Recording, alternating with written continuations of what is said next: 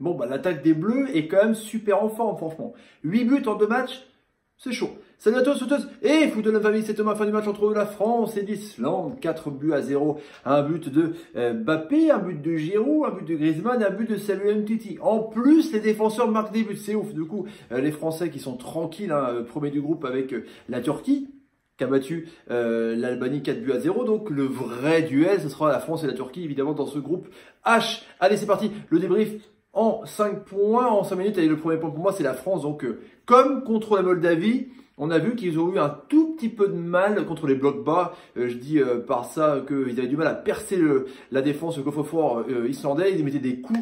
Les Islandais, c'était assez incroyable. Mais on a vu les Bleus, justement, ont bien circulé avec un triangle vraiment intelligent entre Pogba, Mbappé et Giroud. C'est toujours entre les trois là, en triangle. Il y avait Mbappé qui venait dans l'axe pour faire des duels avec et des relais avec Giroud, justement. Pogba qui a un rôle de quarterback, qui a fait une superbe passe justement pour Griezmann et Griezmann pour Mbappé. En tout cas, on a vu ça. C'est vraiment intéressant. Et puis ils ont commencé à faire craquer les Islandais sur donc justement Umtiti sur encore une fois un corner, et bim, Umtiti saute plus haut que tout le monde. Un retour de corner, Pavard qui fait par exemple une super passe transversale pour Mbappé, qui met du pied gauche vraiment un centre rasant, et hop, coupé par Umtiti, poteau rentrant. Après il a cassé la démarche évidemment à 0. Ensuite ça a continué avec Giroud sur un centre de Pavard, tranquillement aussi, hein, Giroud qui arrive devant Alderson, et hop, et il marque le but un peu sans faire exprès, mais il en reste 35e but, et le troisième but c'était un passe de Pogba, Griezmann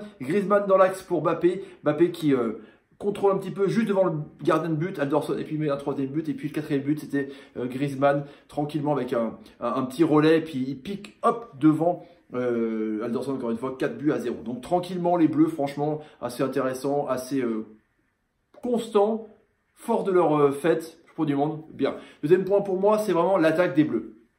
Et ouais, les Bleus sont critiqués par rapport au jeu pas sexy. Là, la Moldavie et l'Islande, ce sera pareil pour l'Albanie, un peu moins contre la Turquie, évidemment, dans ce groupe A5, et ben on voit que les Bleus marquent des buts. Giroud marque 2 buts, Griezmann marque 2 buts, fait des passes D, 27e but pour l'ami Griezmann, Giroud 35e but, hein, Mbappé pareil, et puis il n'en peut plus, franchement en très peu de matchs, c'est incroyable. Du coup on voit que l'attaque est là, et les remplaçants sont un petit peu, ça qui m'inquiète, un petit peu moyen, on va dire. Lemar, que ce soit Thauvin quand il rentre, c'est pas non plus oufissime, hein.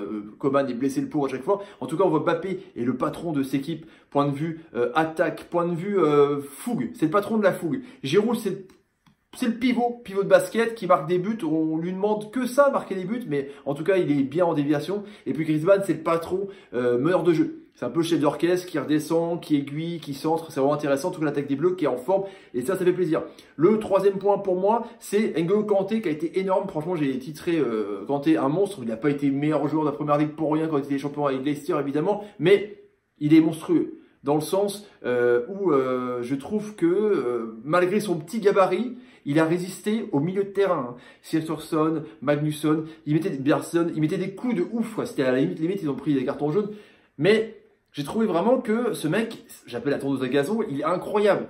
Dès qu'il a le ballon, avec son petit centre de gravité, on ne peut pas lui la reprendre, hein, il protège bien le ballon, et puis il récupère un nombre incalculable de ballons, quoi. C'est lui, à chaque fois, qui lance les contres. Que là, la France avait 75% de possession de balle contre 25 avec un Pogba. Donc en termes de jeu haut, Pogba sert vraiment de régulateur, un peu quarterback, comme je vous dis, vraiment assis dans son fauteuil. Et Kanté, lui, c'est la tondeuse, quoi. Il est là, il prépare le terrain pour Pogba. C'est un duo assez énorme. Mais Kanté, franchement, c'est impressionnant. Je sais pas où il s'arrêtera. Je sais pas s'il va rester à Chelsea. En tout cas, c'est un monstre fini. Le quatrième point pour moi, c'est la défense des Bleus, justement. Kimpembe est rentré à la place de Kurzawa.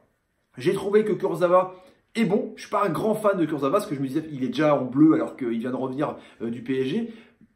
2 blessures, évidemment, en concurrence avec Juan Bernat, mais là il a été efficace. Que ce soit Pavard, que ce soit Kurzawa, franchement Kurzawa il a été assez bon. Pavard était très bon, il a tenté des Pavard, frappe de bâtard de ouf, des rasants, des coups de pied rasants un peu sur son poteau, là, comme il faisait un coup de pied extérieur.